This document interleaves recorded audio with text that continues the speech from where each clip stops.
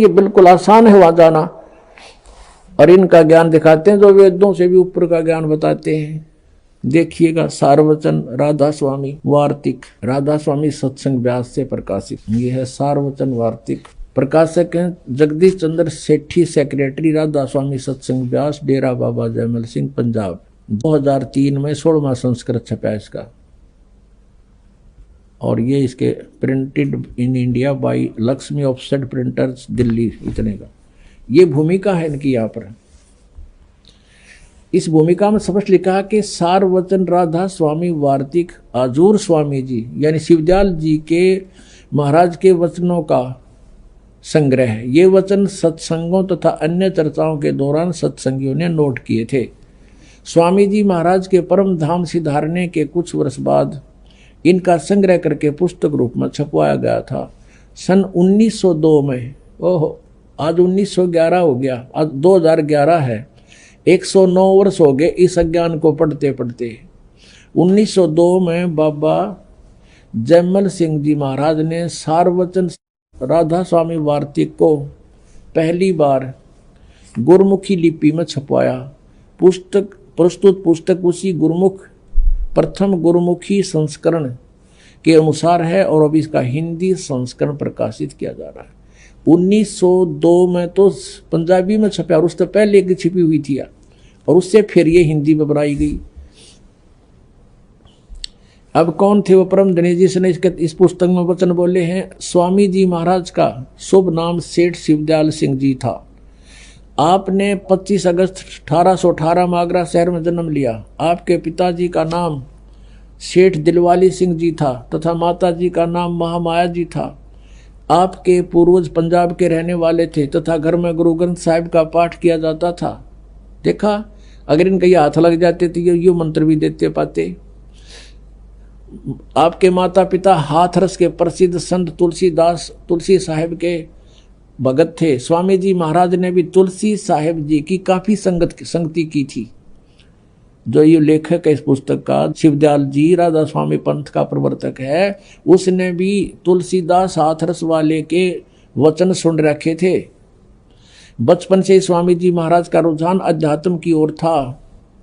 आपने एक कमरे में बैठकर 17 वर्ष सुरत शब्द योग का अभ्यास किया। ये प्रमाण तले गुरु नानक साहिब की वाणी के। राह डले डोए हठ योग करा, 17 वर्ष तक सुरत शब्द योग का अभ्यास किया। और सन 1961 में बसंत पंचमी के दिन खुले तौर पर आम सत्संग और सूरत शब्द योग का उपदेश शुरू किया। ये और आगे फिर गंध फैलाया इन्होंने। अब इसके देखिएगा, राधा स्वामी दयाल की दया, इसी पुस्तक में चल रहे हैं हम। खुलासा हजूर उपदेश हजूर राधा स्वामी साहब का। अब शिवदयाल जी को राधा स्वामी कहने लगे हैं।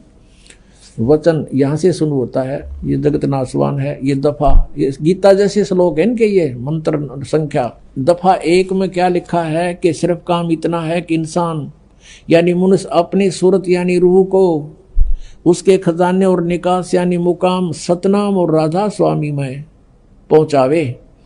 अब सतनाम को मुकाम माने स्थान बताया, सतनाम को, और राधा स्वामी को भी सतनाम बताया है।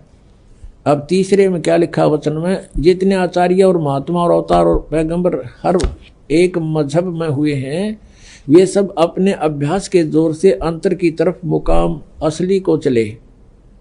ये नो कहूँ नवीन डले डोए थे, नहीं, ये यहाँ गलत बोल रहे हैं। अच्छा चलो, फिर कोई बिरला संत मंजिल 8वीं यानी राधा स्वामी पर, ये कहें सिर्फ संत मंजिल 5वीं यानी सतनाम पर। यहाँ सतनाम मंजिल है, यहाँ सतनाम मंजिल और पीछे मुकाम। मंजिल कहो, मुकाम कहो, स्थान कहो, एक ही बात है। अच्छा, अब यहाँ आ जाते हम। अब वचन नंबर 4 इनका देखो, 15 पृष्ठ पे। ये है सारवचन वार्तिक भाग 1 पढ़ रहे हम। इसके 4 वचन में अब समझना चाहिए कि राधा स्वामी पद सबसे ऊंचा स्थान है। मुकाम कहो, स्थान कहो, और यही नाम कुल मालिक और सच्चे साहब का है। राधा स्वामी भी कहते हैं सच्चे साहब का है, सतपुरुष का, और सच्चे खुदा का है।